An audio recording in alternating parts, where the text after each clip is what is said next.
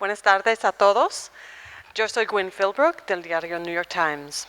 Es un gran placer darles la bienvenida a todos aquí en el Teatro Fernán Gómez y por todo el mundo a través de nuestra página web. Esta tarde les presentamos un evento de una serie de entrevistas en directo del programa Times Talks Madrid. Para el New York Times es un honor colaborar con la ciudad de Madrid en la organización de esta serie de eventos especiales en los que participan protagonistas del cine, del teatro, de la televisión y de la música. Durante el fin de semana les presentaremos 7 entrevistas en directo y 2 estrenos de películas nuevas recién exhibidas en festivales de cine. Times Talks es el programa de eventos en directo más destacado del New York Times, en los que protagonistas de la actualidad conversan con los periodistas especializados de nuestro periódico. Y ahora es un placer presentarles a mi colega de New York Times, Carol Olsen-Day, quien va a hablarles en inglés un poco sobre nuestros invitados de hoy. Carol. Thank you. Gracias. Buenas tardes a todo el mundo. Es para nosotros un gran honor presentarles la entrevista de esta tarde con uno de los directores más completos y galardonados de este país. Él es de España. Se le conoce y se le respeta en todo el mundo por su película ganadora del Oscar, El Orfanato, así como la película que está por venir, The Impossible, que se estrenó en el Festival de Toronto este mes y también se ha mostrado en el Festival de San Sebastián.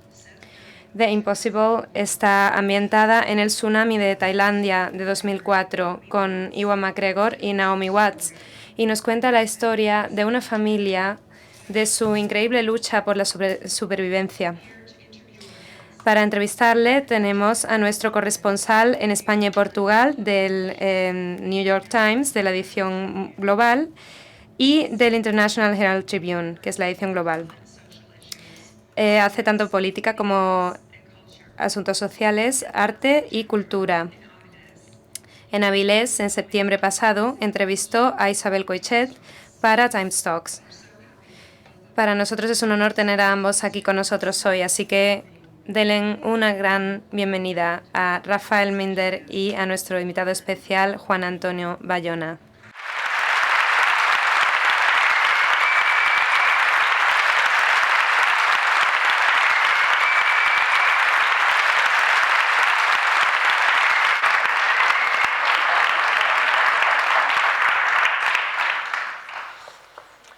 Bueno, muchas gracias por venir esta tarde y es un honor tener a Juan Antonio Bayona aquí para hablar con nosotros y claramente vamos a hablar de Lo Imposible, que ha salido hace una semana en Toronto. Enhorabuena, yo sé que ha sido un éxito ahí y seguro que aquí en un par de semanas también. Pero primero yo quería preguntar un poco de dónde ha venido el tema y volver un poco atrás. Porque una cosa que está clara es que hay que ver la película en un cine, no hay que verla en una pantalla de ordenador ni en una tele porque es espectacular, los colores, la música. La verdad es que hay algunas escenas, por ejemplo, la violencia bajo el agua. Yo no había visto nada tan espectacular desde hace Salvar al soldado Ryan. Y porque de verdad son cosas impresionantes. Así que enhorabuena, pero también me parece muy claro que aprendiste mucho empezando con publicidad y haciendo videoclips, porque se nota mucho el uso de música a color. ¿De dónde viene todo eso? Bueno, la verdad es que es cierto que tuve, aparte de una escuela de cine oficial, que fue la SCAC, la Escuela de Cine de Cataluña. Luego tuve una escuela extra, que fue todo el trabajo que hice con videoclips y publicidad, cortometrajes también, y evidentemente todo el aprendizaje y todo el bagaje que tienes desde pequeño, ¿no? Porque yo ya de pequeño leía revistas de cine, leía pues, el dirigido por, fotogramas, y entendía un poco que el cine era algo más, no solo que lo que veías en pantalla, sino lo que quería contar el director con esas imágenes, con los colores, con el sonido, ¿no? Y evidentemente pues en el campo de los videoclips, en el campo de los cortometrajes y la publicidad, pues uno intenta ir encontrando su discurso aplicando pues, esos conocimientos. Bueno, ya son 5 años desde la salida del orfanato, que fue un éxito tremendo. Yo creo que 5 años para la gente que le ha encantado el orfanato son muchos años. ¿Te han parecido también muchos años? ¿Tenías ganas de llegar a la pantalla otra vez de manera más rápida? Pues hubiera sido ideal llegar más rápido, pero ha sido imposible, ¿no? Ha sido imposible. ¿Por qué al final? ¿Cuál ha sido el obstáculo mayor que has encontrado? Bueno, realmente cuando veáis la película, cuando veáis vosotros la película lo entenderéis, ¿no? Realmente lo imposible que parecía este proyecto. Ha sido una película muy complicada, muy difícil de organizar, ha sido una película muy difícil de escribir también y realmente es el plazo que nos habíamos marcado, no es que no nos hemos retrasado. Realmente me gusta a mí trabajar con plazos muy largos, porque te permite de alguna manera distanciarte del material y ser capaz de valorarlo de una manera más crítica, ¿no? El director tiende como a enamorarse del material cuando lo rueda, en general, y está bien tener una distancia para poder valorar las cosas con otra mirada, ¿no? Y es el tiempo que nos habíamos marcado. Ojalá hubiese sido más rápido. Realmente la siguiente película me gustaría que no se dilatara tanto tiempo el proceso, pero es realmente, lo entenderéis cuando veáis la película, tú lo entenderás, realmente lo imposible que parecía hacerlo imposible, ¿no? Exactamente. Yo quería volver al orfanato. Ahí jugó un papel muy importante el cine de horror, pero es una mezcla de drama y de horror, y me parece importante volver a ver un clip para encontrarse bien con el tema. Ok.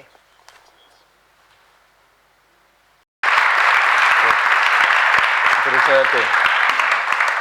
En la película hay un momento que me gusta mucho cuando el personaje de Geraldine Chaplin le dice: lo importante es creer para ver y no ver para creer. Eso es un poco tu filosofía. ¿Es así que quieres que se vea tu cine? Bueno, el orfanato en concreto gira alrededor de la idea de la ambigüedad. En este caso en concreto, juega mucho con que el espectador proyecte su propia interpretación de la historia. Y es verdad que también en el caso concreto de Lo imposible también hay algo de eso. La película no pretende ser adoctrinadora, no pretende dejar un mensaje claro, sino que le deja al espectador el espacio para que saque sus propias conclusiones y se proyecte también en la película, ¿no? En ese sentido, yo creo que sí que hay algo interesante, no en contar una historia, sino que dejar que el espectador la complemente, ¿no? Dejar siempre una parte, hay una parte importante siempre que es la audiencia, el público, y que el público participe de la película, no solo la vea, sino que acabe de formar las piezas él mismo, ¿no? De juntar las piezas él mismo. Para el orfanato, el productor fue Guillermo del Toro, que es un poco tu mentor, ¿no? Lo conociste en el Festival de Sitges, me parece. ¿Hasta qué punto es fácil tener de productor a otro gran director? ¿Es una ayuda o al final es difícil trabajar con alguien que yo supongo tiene sus propias ideas sobre cómo hacer esa peli? Bueno, en el caso de Guillermo, él fue muy respetuoso siempre con su posición en el proyecto. Él básicamente estuvo ahí para conseguir que se financiara y pudiéramos tener las facilidades necesarias para rodar la película, tal y como queríamos. Nos dio sugerencias sobre el guión, cuando hubo algún problema, cuando hubo que hacer tomar alguna decisión importante, pues él siempre estuvo respaldando el proyecto, pero a la hora de rodar él se apartó por completo y nos dejó hacer, ¿no? Y realmente él lo decía, ¿no? Que no hay mejor productor que otro director, ¿no? Que puede entender realmente cuál es el proceso por el que pasa un director, cuáles son sus problemas y sobre todo cuáles son las cosas que no quiere ver en un rodaje o no quiere encontrarse en un rodaje. Ahora, con Lo imposible, sigue siendo una película española, pero has llegado a trabajar en un mundo mucho más anglosajón, con dos actores muy conocidos, que son Ewan McGregor y Naomi Watts. ¿Cómo ha sido eso a nivel de cambio personal y qué tipo de cambio has tenido que hacer para adaptarte a esta situación? Bueno, básicamente aprender más inglés. Realmente yo recuerdo el primer momento que me quedé a solas con ellos dos. Estábamos realmente había conocido a Naomi Watts antes, pero a Yuan lo conocí en ese momento, estábamos en Nueva York, en un hotel, y íbamos a hacer una primera lectura de guión. Y vamos, el momento que yo me quedé solo en aquella habitación, con ellos dos mirándome, y yo con un guión en inglés entre las piernas, yo me quería morir en ese momento. Dije, bueno, mi inglés es de 10 años, más o menos, tengo un nivel de niño de 10 años. A partir de aquí vamos a trabajar por mejorar no solo la película, sino también mi dominio del inglés. Pero no te ha llegado imposible a hacer eso para nada. No, realmente fue, yo creo que una cosa a lo que siempre les voy a estar muy agradecidos, tanto a Naomi como a Yuan, es la confianza que han tenido en el proyecto, pero también, sobre todo, en mí, ¿no? Ha habido mucha confianza, es decir, había momentos que no hacía falta hablar directamente para entenderse, suena un poco atópico, pero es verdad. Y ha sido un proyecto en el que hemos estado mucho tiempo, hemos estado rodando pues más de 4 meses, fuera de casa, muy lejos de casa, y eso hacía que te concentraras mucho en el trabajo, porque cuando acabas la jornada de trabajo no vuelves a casa, sino que vas al hotel, sigues estando con la gente del equipo, sigues estando en las localizaciones, y llega un momento que te centras mucho en el trabajo y se hace una piña muy fuerte, ¿no? No solo con el equipo, sino también con los actores. Y ellos creían ciegamente en el guión, les encantaba el guión, y realmente se creó una confianza muy fuerte con los actores.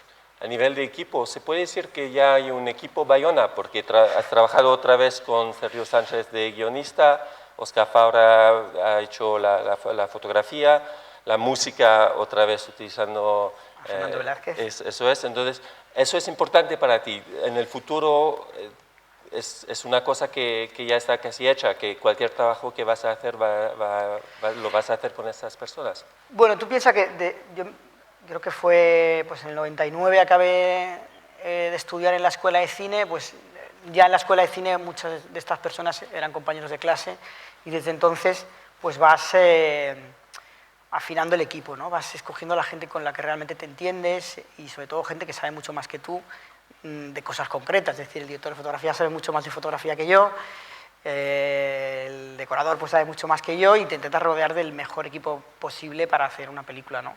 Luego sí que es cierto que no sé lo que va a ser el día de mañana, ¿no? Hay gente que a lo mejor es más que le sienta mejor a determinados proyectos, determinados técnicos, ¿no? Pero hasta ahora he trabajado con la gente con la que estoy a gusto y con la gente con la que confío. Perfecto. Es en inglés, pero propongo ahora ver un clip, el tráiler de la película. Okay.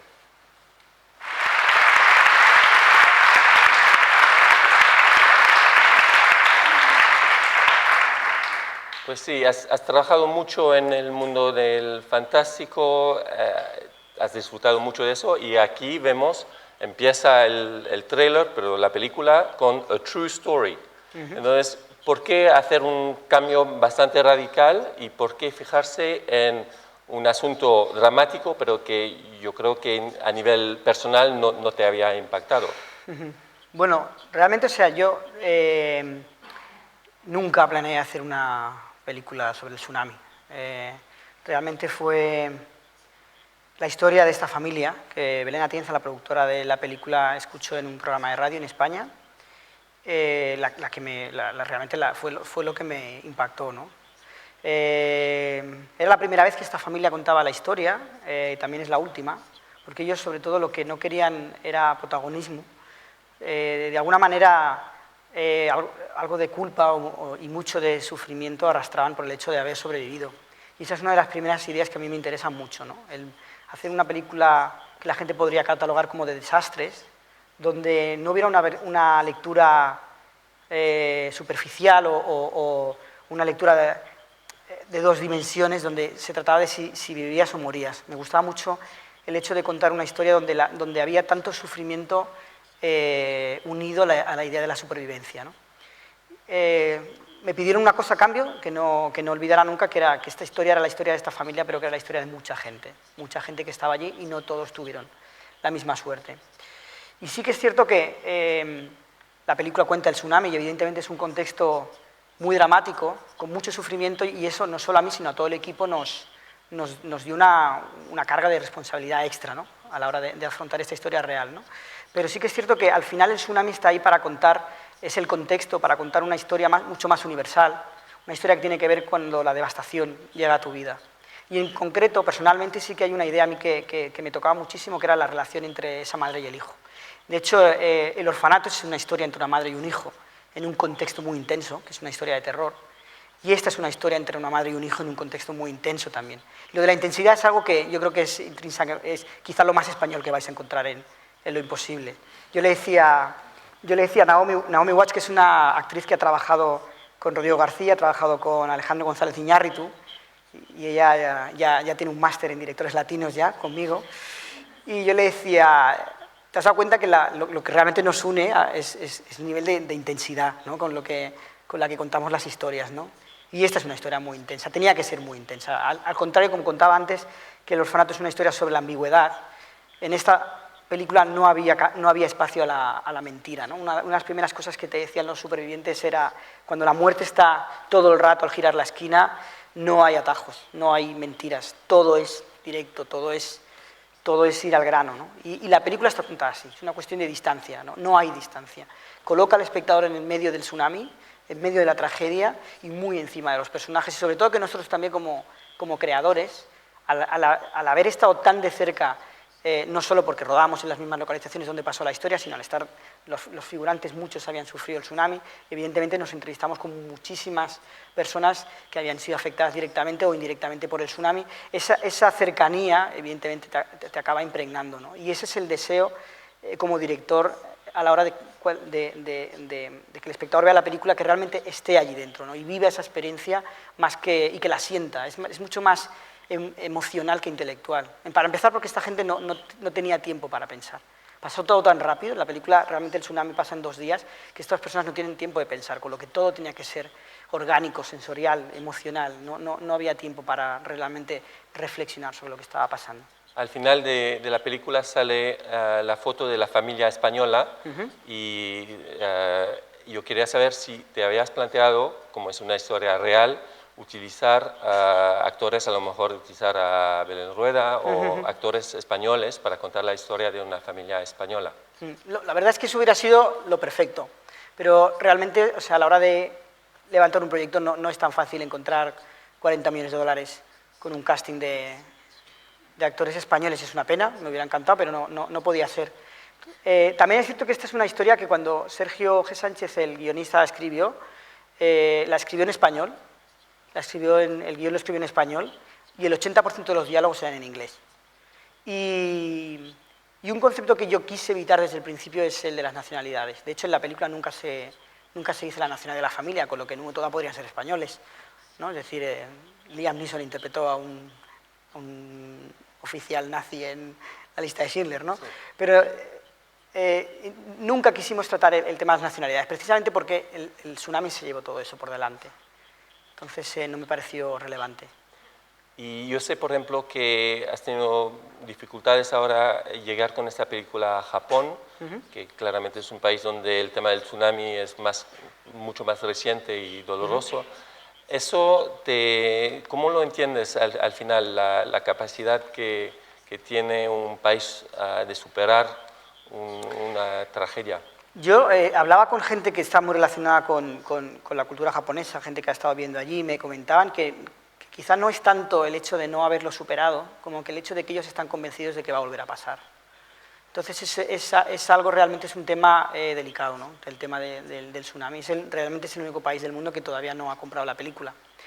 Y lo cierto es que acabamos de ser invitados, dentro de 2 o 3 semanas vamos a Tokio a presentar la película al Festival Internacional de Cine de Tokio, y va a ser interesante ver la reacción de los japoneses a la película, ¿no? En esta película, bueno, claramente hay Naomi Yuen, pero también hay niños espectaculares, especialmente Tom Holland, me parece espectacular, y otra vez estás trabajando con niños, porque el orfanato también, Simón, es clave para hacer el orfanato.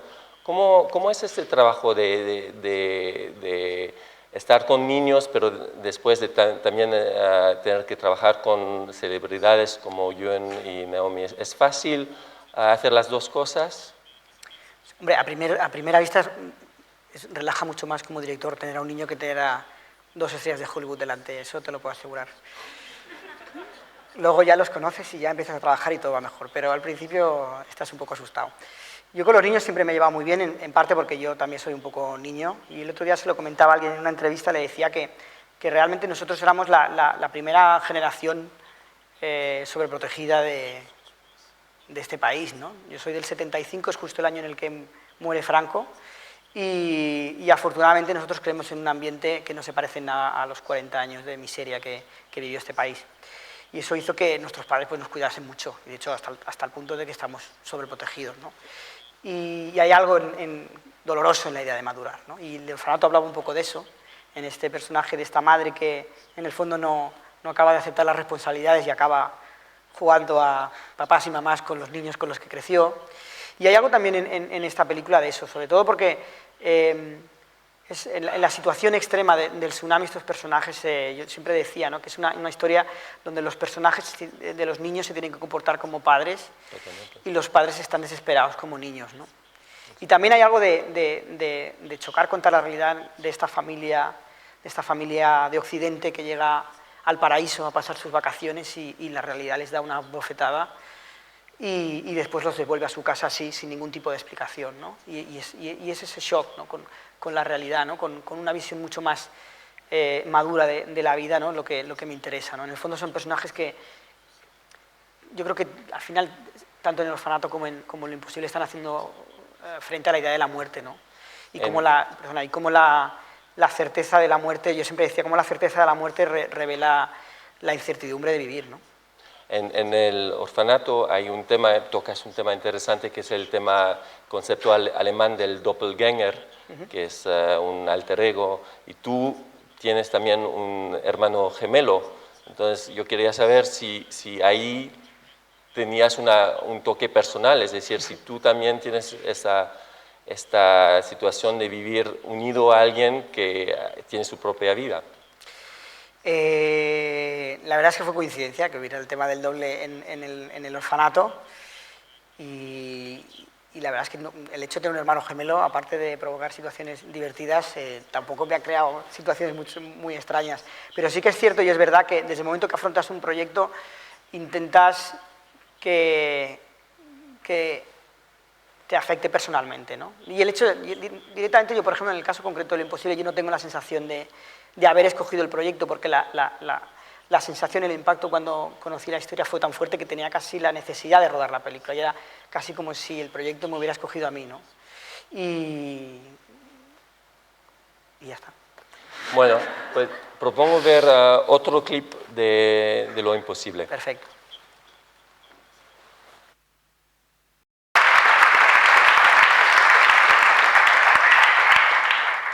Cuando uno ve este clip, eso también sería una película de Hollywood, por un lado, ¿no? ¿Cómo que no ha llegado a tener interés Hollywood en financiar esta película de manera más directa? Bueno, la verdad es que el sistema de producción de esta película, para mí, a mí me resultaba ideal. Es decir, la película es una producción española, rodada con el mismo equipo con el que había rodado El Orfanato, está financiada por Telecinco también, como está financiada la primera. Eso significa que el control creativo lo tienes tú, no recibes notas del estudio. Es cierto que, como te decía antes, tú con un proyecto de esta envergadura tienes que salir al mercado y el mercado decide si acepta o no acepta el proyecto, es decir, si consigues el dinero o no para hacerlo. Realmente fue relativamente sencillo conseguir el dinero y la película está prácticamente rentabilizada, pero sí que es cierto que las personas que más apostaron por el proyecto realmente no fueron los estudios. Había algún grado de desconfianza de los estudios de que realmente fuéramos a ser capaces, un equipo español, de hacer esta película, ¿no? También es una película bastante intensa, bastante extrema.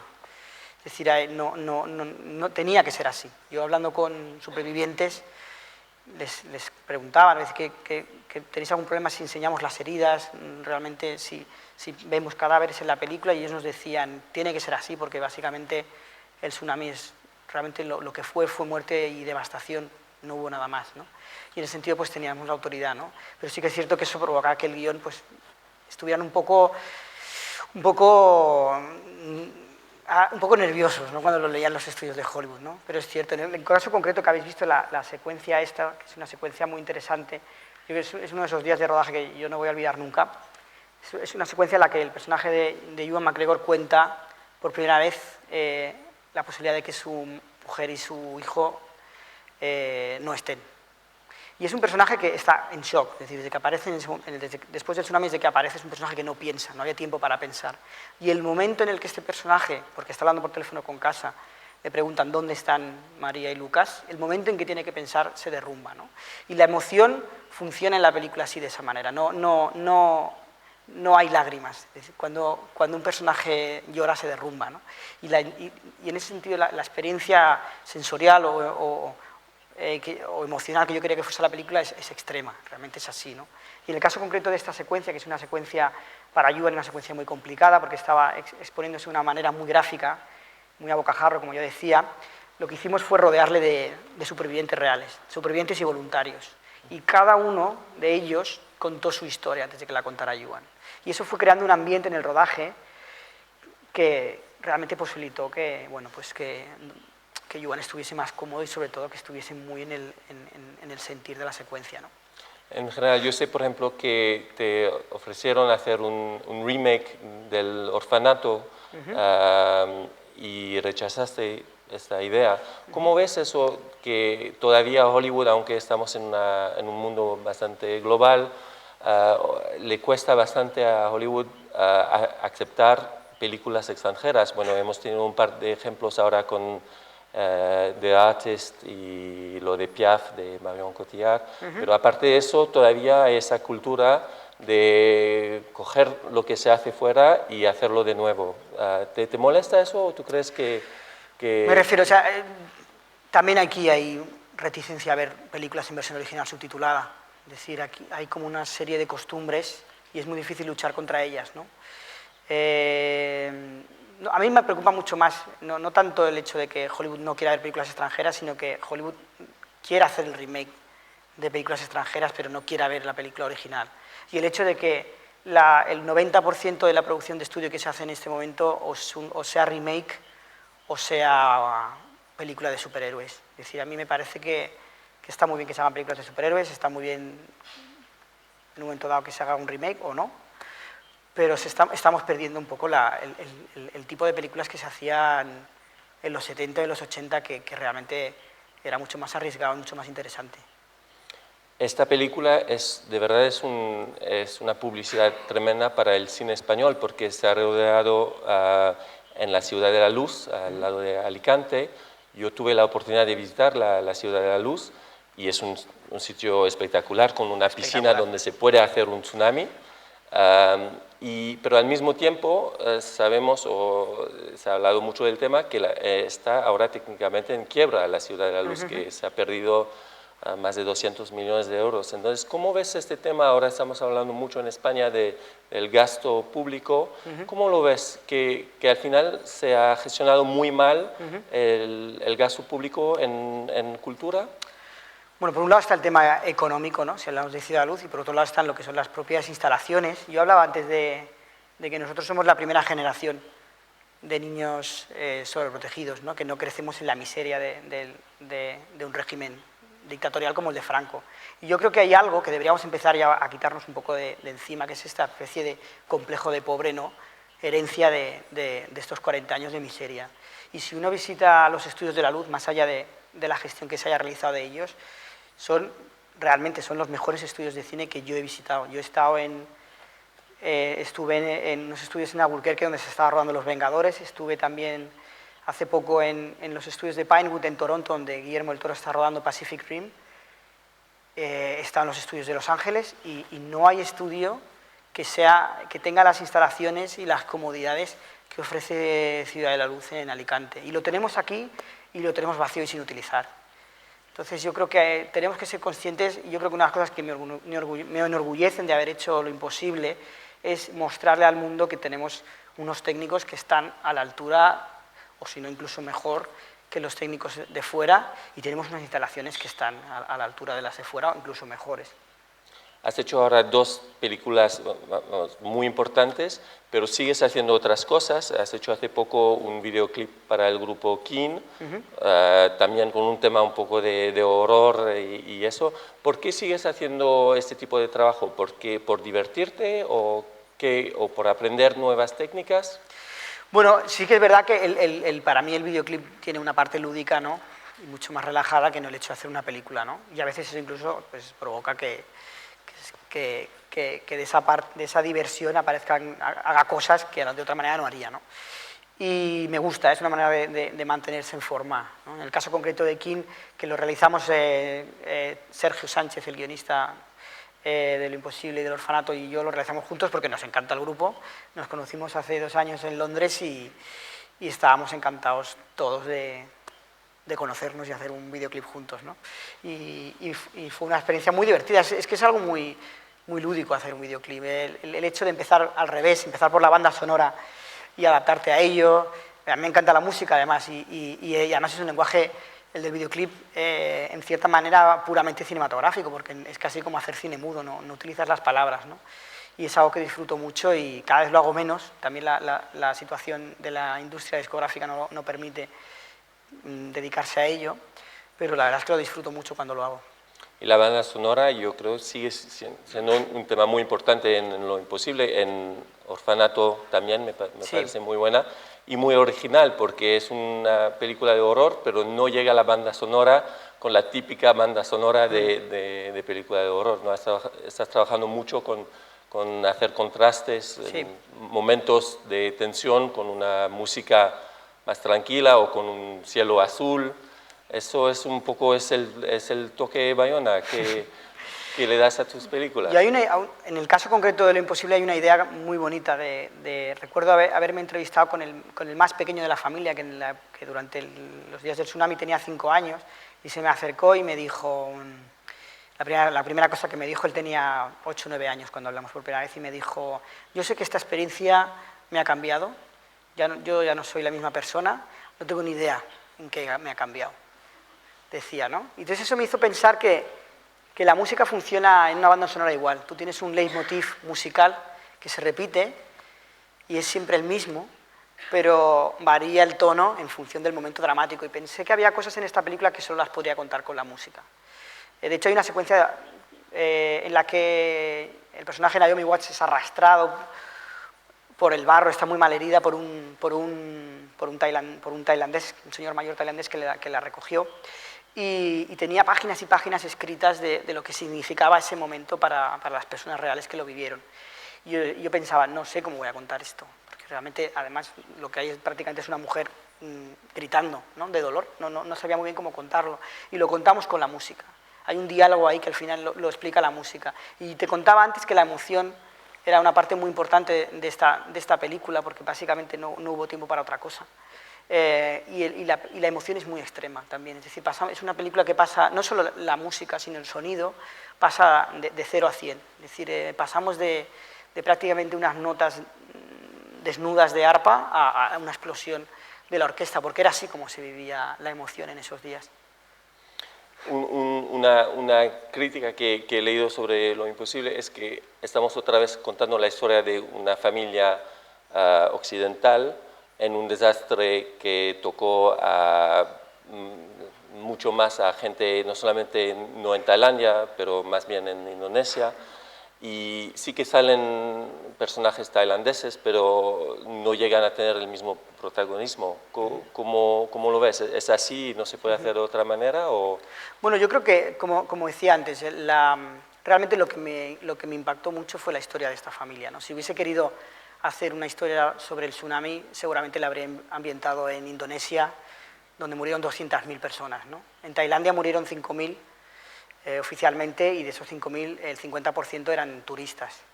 Y me interesó la historia de esta familia. El hecho de que esta familia es una familia occidental, que tienen tanto derecho como cualquier otra persona a que se cuente su historia, a mí lo que me gustaba mucho era, como decía al principio, reflexionar sobre la idea del privilegio. Es decir, que el hecho de sobrevivir implicaba también mucho sufrimiento, ¿no? Y quería, de alguna manera, que el público fuera a Tailandia y volviera a casa siguiendo una experiencia un poco análoga a la que siguieron estas personas, ¿no? Una cosa que he leído es que tienes has hablado antes de los superhéroes que te parecen que se hacen demasiado películas de ese tipo, pero en casa tienes muchos carteles de Superman, ¿no? Entonces, ¿qué podemos esperar? ¿Un día vamos a ver el nuevo Superman hecho en Hollywood por Bayona o eso es pura casualidad o deseo tuyo de niño? Bueno, yo la primera película que vi, que tenía 3 años, y de hecho es el primer recuerdo de mi vida, es un plano de Superman, cuando apareció volando por primera vez en la película, y eso se me quedó grabado hasta tal punto de que es el primer recuerdo que tengo en mi vida, es un plano de una película. A mí Antes de tus padres. Antes de mis padres, sí. Ah. Sí, sí. Bueno. Eso dice mucho de mí, ¿eh? ¿Y eso entonces la idea de llegar a hacer una de esas películas? A mí, es decir, yo antes lo que quería decir no es que me parezca mal que se hagan adaptaciones de cómic. Me parece que lo que me parece mal es que el 80% de la producción de estudio hoy en día sean adaptaciones de superhéroes, ¿no? Y sobre todo también la gran atención mediática que eso conlleva, ¿no? Es que abres una revista de cine y el otro día compré una revista de cine inglesa, que es que prácticamente toda la revista eran adaptaciones de cómic que se están preparando. Claro, me parece que está bien, pero es como si todos fueran musicales, ¿no? Habría un momento que diría, bueno, está bien los musicales, pero podríamos hacer algún drama también, ¿no? Pero ¿por qué? ¿Cómo explicas, por ejemplo, yo sé que el guión del orfanato tardó 7 años en venderse. Entonces, ¿cuál es el problema al final? Porque sí que hay buenos guionistas. Entonces, ¿qué falta? ¿Es la conexión entre la producción y el guión? ¿Dónde está el problema? Evidentemente, mientras más dinero tienes, más conservador se vuelve generalmente todo lo que rodea al proyecto. Y evidentemente pues los grandes estudios cada vez se están concentrando más en grandes producciones. Uno de los problemas que está acarreando la transformación del negocio que vivimos, no voy a hablar de la piratería, voy a hablar de la transformación del negocio que vivimos, es que los estudios están optando por hacer menos películas con más presupuesto. Y a la hora de hacer películas con más presupuesto, no las están dedicando para hacer dramas con Robert Redford, las están dedicando para hacer Iron Man o X-Men, lo que sea, este tipo de películas. Yo creo que eso conlleva una pobreza, ¿no? Es decir, yo miro las películas que se hacían en los 70 en los estudios y miro lo que se hace ahora, y bueno, la verdad es que la variedad que había antes era mucho más interesante.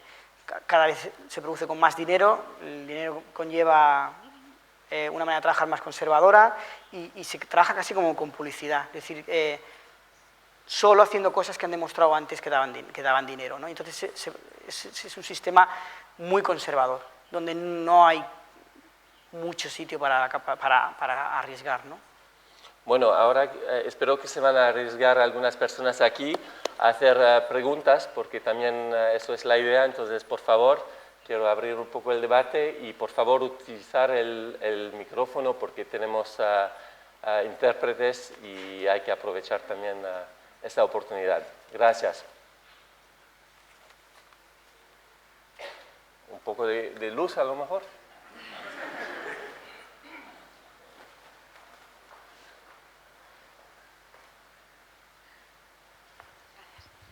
A mí me gustaría saber si ya tienes pensado cuáles son tus siguientes proyectos. Sí. Si se pueden saber. No. Vamos a tener mucho tiempo para preguntas, eso es buena noticia. Adelante. Gracias, ¿eh? ¿Otra persona, por favor? Aquí, gracias. Hola, muy buena, enhorabuena por tu película. Te quería preguntar que has dicho que 7 años para vender el guión del orfanato. ¿Cómo seguiste motivándote para vender ese guión? Bueno, yo no estuve durante esos 7 años en el proyecto. Realmente yo entré en un momento en el que Sergio Sánchez, el guionista, dio por aparcado el proyecto, lo quería dirigir él, no consiguió levantarlo. Y yo, porque conocía a unos productores en Barcelona, y además con la cercanía de Guillermo del Toro, lo intenté y lo pudimos levantar.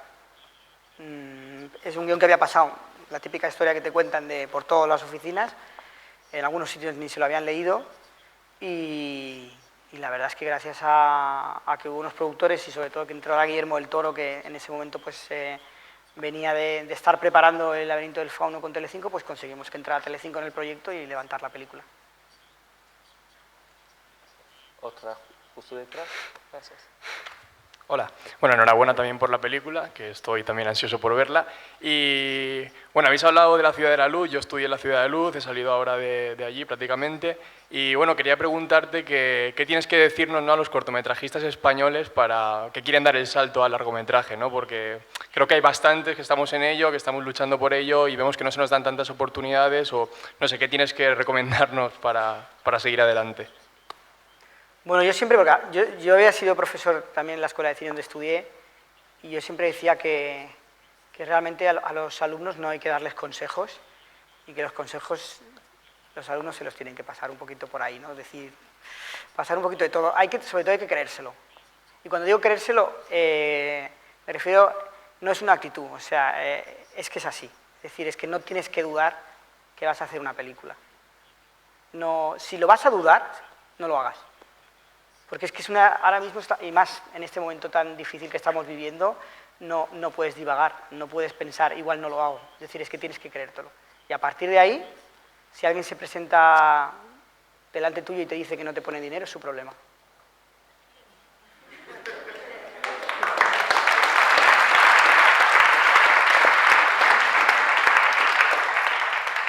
Ahí por el centro. Gracias. Hola, buenas tardes, muchas gracias. Quería preguntar, en este tiempo de cambios, de transformaciones, como has dicho en los modelos de negocio, en el cine, quería saber tu opinión en referencia a los estrenos simultáneos en Internet, y salas, DVD, video on demand. Bueno, yo creo que es muy positivo que rompamos la frontera entre las salas de cine y lo que podemos disfrutar en casa, en el ordenador. Hay proyectos que quizá les cuesta mucho llegar a una pantalla grande y serían muy rentables en la pantalla pequeña, y al revés, hay proyectos que necesitan de la pantalla grande para poder ser rentabilizados. Yo creo que lo que es importante sobre todo siempre es que seamos conscientes, y ahí voy a entrar a hablar de la piratería, lo siento, de que el cine es un trabajo como cualquier otro, que la piratería no es ninguna revolución, que no hay ninguna revolución que se haya ganado a costa del proletariado, como decía Isaac Lacuesta, que estábamos hablando el otro día sobre esto, y que seamos respetuosos con el trabajo de todo el mundo, no ya el mío, porque yo voy a seguir haciendo, yo lo decía el otro día, yo voy a seguir haciendo películas, espero toda mi vida, porque para mí es una necesidad, pero esta película que la he rodado con 100 personas, pues quizá la siguiente la hago con 10. Para mí no es un problema porque yo voy a seguir trabajando, pero ¿quién le va a dar trabajo a estas 90 personas que se caen en la calle, ¿no?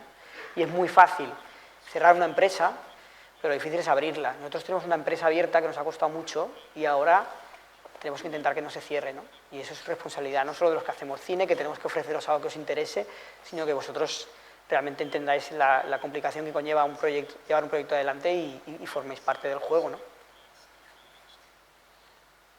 Justo aquí. Gracias. Hola, buenas tardes. Enhorabuena, Juan Antonio, por tu trabajo. Nos has abierto el apetito aún más, con ganas ya de ver lo imposible. Hemos hablado de los guionistas. Yo estoy convencida de que hay mucho talento, y hay mucho talento también en la literatura. Y me gustaría saber si no encuentras en la literatura española obras a las que te gustaría adaptar al cine. Vosotros queréis saber cuál es mi siguiente proyecto. Sí que las hay. De hecho, varios proyectos que estoy desarrollando están basados en obras de literatura española. Que me encantaría poder rodar. Y vamos a ver si la realidad de mercado una vez más lo permite, porque son proyectos bastante complicados, pero sí son proyectos basados en obras son españolas.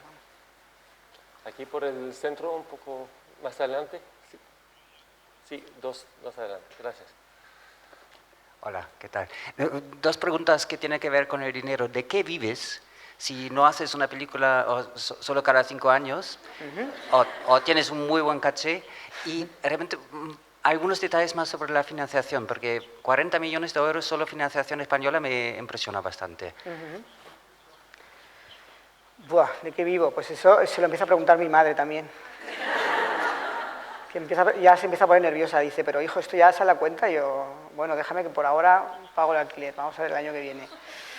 Evidentemente, el hecho de poder hacer publicidad de vez en cuando ayuda, ¿no? Y con eso más o menos pues vas trampeando, ¿no? Yo no me voy a quejar, ¿eh? O sea, yo realmente me considero muy afortunado. Hicimos una película, El Orfanato, que es una película que se convirtió en una de las películas más taquilleras de la historia en este país. Y bueno, pues eso de alguna manera no fui yo el que se llevó el dinero, pero me ha permitido llegar a poder hacer esta película, que también he cobrado un sueldo por hacer esta película. Y de eso estoy viviendo. Y la segunda pregunta era... Ahora los 40 millones, sí. Bueno, el sistema de financiación de esta película, evidentemente, como te he dicho, es tú tienes un guión, se lo entregas a unos actores, a los actores les gusta el guión y dice yo estoy ahí dentro, y con un guión y unos actores te vas al mercado internacional y cada territorio, cada país te da una cantidad de dinero por la película. Entonces la cantidad sumada prácticamente es la del presupuesto que teníamos, con lo que la película ya está prácticamente rentabilizada. Evidentemente el dinero lo pone sobre la mesa Telecinco, dice yo pongo el dinero para hacer esta película, pero Telecinco prácticamente ha recuperado la mayor parte de la inversión ya con las ventas a territorios. ¿Otra más? Vamos aquí un poco. Gracias. Hola, he leído en nuestras revistas de cine que la película Lo Imposible ha sido utilizada con el sonido en 3D. Quería que me explique qué es básicamente eso de 3D en el sonido. Bueno, mira, eso viene un poco a colación con lo que estábamos hablando antes con los estudios de Ciudad de la Luz, con los técnicos que han trabajado en esta película. Es decir, en Barcelona, la Universidad Pompeu Fabra ha creado un sistema de sonido que se llama InSound, que acaba de ser comprado por Dolby, que es prácticamente el mejor sistema de sonido 3D que hay en el mundo en este momento. Es decir, lo que hacen prácticamente es una distribución del sonido en la sala de cara, que hasta ahora la tradición ha sido, vamos a poner muchos altavoces para mover el sonido por la sala, y ellos han creado un sistema de trabajo en el que da igual el número de altavoces, ellos pueden colocar los sonidos en la sala allá donde quieran, ¿no? Y el éxito del resultado es tal que incluso la empresa más importante en cuanto a sonido del mundo, que es Dolby, ha adquirido la empresa para trabajar sobre esa idea y trabajar juntos, ¿no? Realmente yo creo que, como decía antes, Lo Imposible pretende ser ante todo una película que el público la viva. Es decir, yo lo que quería era coger al público, meterlos en Tailandia y sacarlos, ¿no? Casi sin que tuvieran tiempo a reaccionar, como les pasó a esta familia, ¿no? Y eso, el sistema de sonido de 3D, pues ayuda a que esa experiencia sea más inmersiva, ¿no? Y te sientas más dentro de la película. Y sobre este tema, yo tengo que decir que hay que llegar, no se puede llegar tarde a la película porque empieza con la llegada de un avión, un ruido de motor que yo nunca he escuchado en un cine, que es el ruido verdadero que hace un avión cuando pasa encima de la cabeza, y es alucinante. No es la llegada típica de un avión al aeropuerto que se ha visto 3000 veces en otras películas, para nada. Y eso gracias a eso, que el sonido es espectacular, nada más.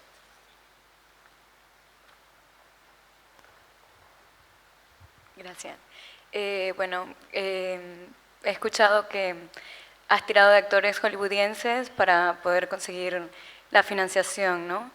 Y bueno, mi pregunta es si vas a volver a apostar por actores de habla hispana, aunque no tengan la tirada hollywoodiense.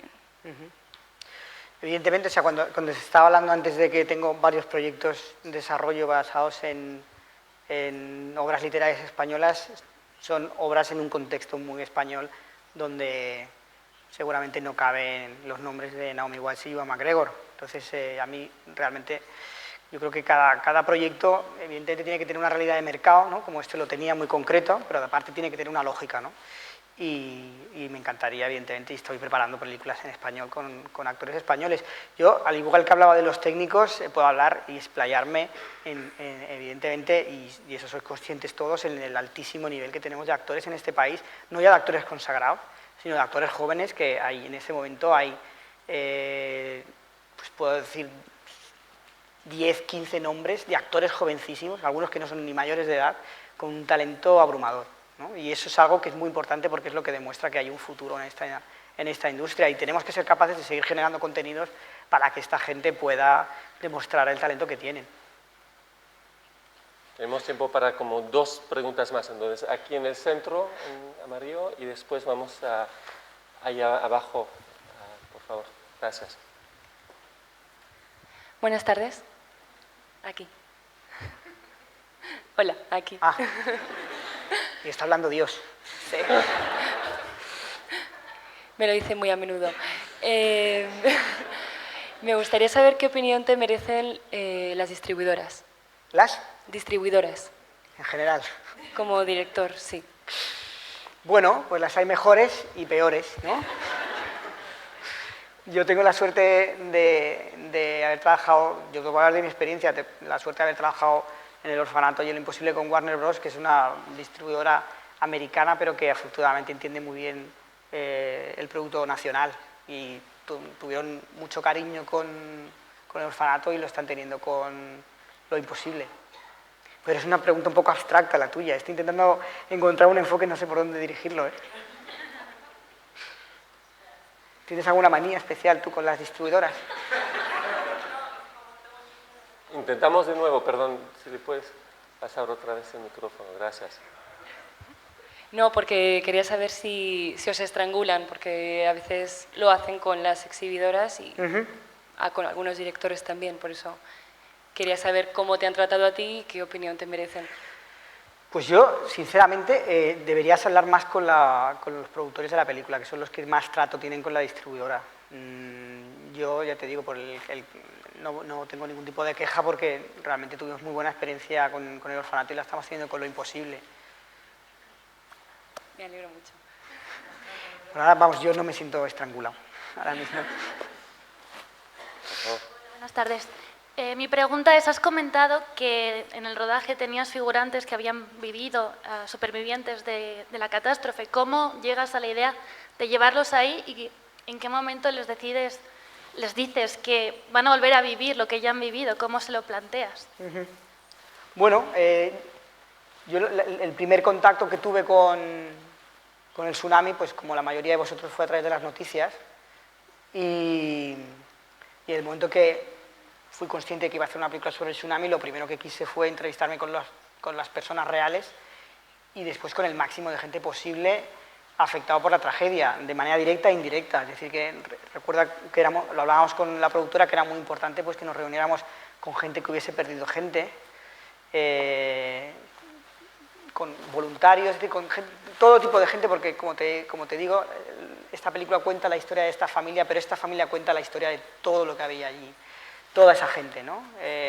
Incluidos los tailandeses, ¿no? Cuando hablábamos antes de por qué contar la historia de esta familia blanca, ¿no? Una de las cosas que a mí me gusta mucho de este proyecto es que no presenta a los tailandeses como víctimas. Yo no quería pecar de condescendiente y ser el europeo que viene aquí a decir lo mucho que sufren los tailandeses, eso era evidente.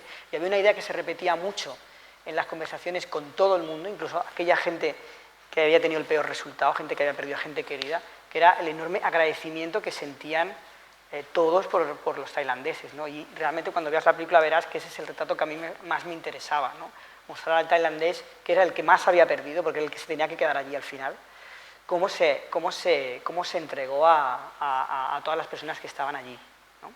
Y evidentemente, pues, todas esas conversaciones fueron positivas con toda esta gente. Notamos que había mucha gente que después de 5, 6 años, 7 años incluso, que había pasado la tragedia, encontrabas a mucha gente que tenía necesidad de hablar, gente que hasta ese momento les era muy difícil, empezando por los protagonistas de la película, en ese momento tenían la necesidad de hablar, ¿no?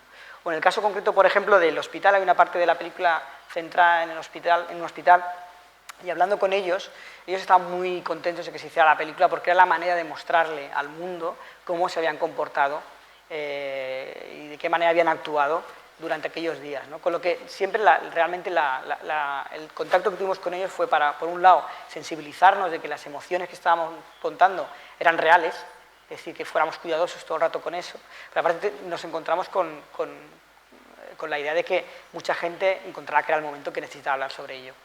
Pues muchísimas gracias por hacer posible lo imposible y Gracias. por estar ahora con nosotros para esta sesión de Times Talk. Muchísimas gracias, Juan Antonio, por Gracias los a comentarios. vosotros.